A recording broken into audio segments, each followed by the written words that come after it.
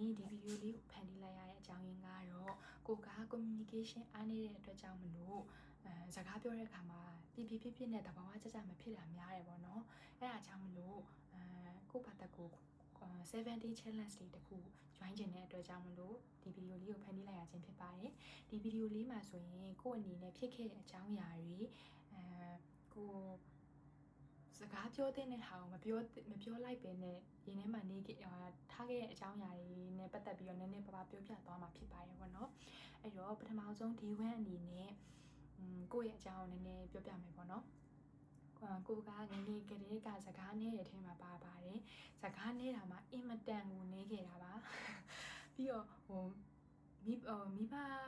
တွေကလည်းအဲ့လိုမျိုးပေါ့နော်တအားစာနဲ့ပတ်သက်တာပဲဖြစ်ဖြစ်တငယ်ချင်းပေါင်းတင်တာလည်းပဲဖြစ်ပေါ့နော်တွန်းအားတိတ်မပေးတဲ့အထဲမှာပါတယ်အဲ့ဒါကြောင့်မို့လဲကံကောင်းတဲ့အထဲမှာပါတယ်ပေါ့နော်ပြီးတော့အမေနဲ့လည်းအရန်နှွေးထွေးတဲ့ relationship တစ်ခုကိုရခဲ့ပါတယ်အမေနဲ့ဘာဖြစ်လို့လဲဆိုတော့ငယ်ငယ်ကလေးကအမေနဲ့ပဲစကားပြောဖြစ်တာများတယ်ပေါ့နော်အဲ့တော့ကိုစိတ်ညစ်တာပဲဖြစ်ဖြစ်ပြောတာပဲဖြစ်ဖြစ်အမေနဲ့ပဲစကားပြောတဲ့အတွက်နေထွေးမှုကတော့အမေနဲ့ကအပြည့်ရှိပါတယ်ဒါပေမဲ့လို့ communication အားနည်းခဲ့တဲ့အတွက်ကြောင့်မလို့information miss out တွေအများများတယ်ပြီးတော့ကိုနောက်ကျမှသိလိုက်ရတဲ့အကြောင်းအရာတွေအများကြီးရှိခဲ့ပါတယ်ပေါ့နော်ကိုက10တန်းဖြည့်ပြီးသွားတော့ကိုဗစ်ဖြစ်တယ်ပေါ့နော်ကိုဗစ်ဖြစ်တော့ငကိုရီးယားမှာအိမ်ထဲမှာပဲနေတဲ့သူဖြစ်တယ်တငယ်ချင်းပေါင်းစင်ရလည်းနေတဲ့အတွက်ကြောင့်မလို့ကိုဗစ်လည်းဖြစ်တော့တငယ်ချင်းတွေလည်းပါအကုန်လုံးအဆက်အသွယ်ပြတ်သွားတာပေါ့နော်ကိုဗစ်ပြီးတော့ကိုစစ်လာတော့လေအိမ်ထဲကအိမ်ပြင်မထွက်ပါဘူးကျောင်းလည်းမတက်ပါဘူးအဲ့ဒါကြောင့်မလို့ပေါ့နော်တငယ်ချင်းလည်းမရှိပါဘူးတငယ်ချင်းတစ်ယောက်နှစ်ယောက်လာခေါ်တဲ့အခါမျိုးတွေမှာလည်းအပြင်မထွက်ပါဘူးအဲ့ဒါကြောင့်မလို့စကားတွေက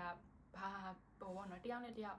စကားမပြောနိုင်ခဲ့ဘဲနဲ့ကိုယ့်ဘာကိုတယောက်တည်းနေတာများလာပြီးတော့တယောက်တည်းနေရတာကိုပိုကြိုက်လာတယ်ပေါ့နော်ဒါပေမဲ့လို့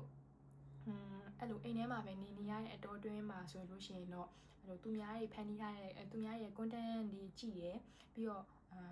တခြားသူတွေ communication နဲ့ပတ်သက်ပြီးတော့ပြောထားတဲ့လူတွေ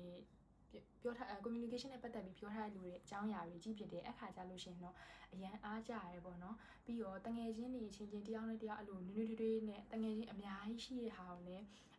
တွေ့လို့ရှိရင်အမြဲအားကြရပါတယ်အဲကြောင့်မလို့ကိုအနေနဲ့လည်း communication အားကောင်းနဲ့တငယ်ချင်းတွေအများကြီးနဲ့communicate လုပ်ချင်တယ်ပေါ့နော်အဲကြောင့်ဒီဗီဒီယိုလေးကတော့အရင်ဖန်တီးလိုက်ပါတယ်နောက်ပိုင်းအခုကကျောင်းပိတ်ထားတာဖြစ်တဲ့အတွက်ကြောင့်မလို့တငယ်ချင်းတွေနဲ့ကျောင်းဖွင့်တဲ့ရာသီမှာဆိုလို့ရှိရင်လည်းအများကြီးပိုကောင်းတဲ့ communicate လုပ်တဲ့နည်းလမ်းတွေနဲ့လုပ်သွားပါမယ်ပေါ့နော်ဒီဗီဒီယိုလေးကတော့ဒီနေ့ day 1 ဗီဒီယိုလေးကတော့ဒီလောက်ပါပဲဒီ9ရက်တာဗီဒီယိုတွေကိုတင်တဲ့အခါမှာကိုယ့်ရဲ့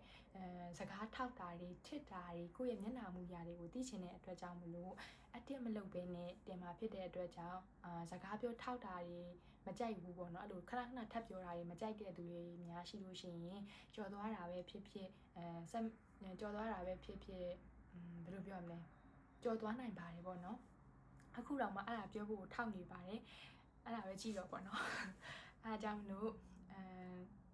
ဒီနေ့ day 1 ဗီဒီယိုလေးကိုဒီမှာပဲအဆုံးသတ်ပါရစေအားလုံးပဲတာယာပျော်ရွှင်တဲ့ညလေးဖြစ်ပါစေဒါ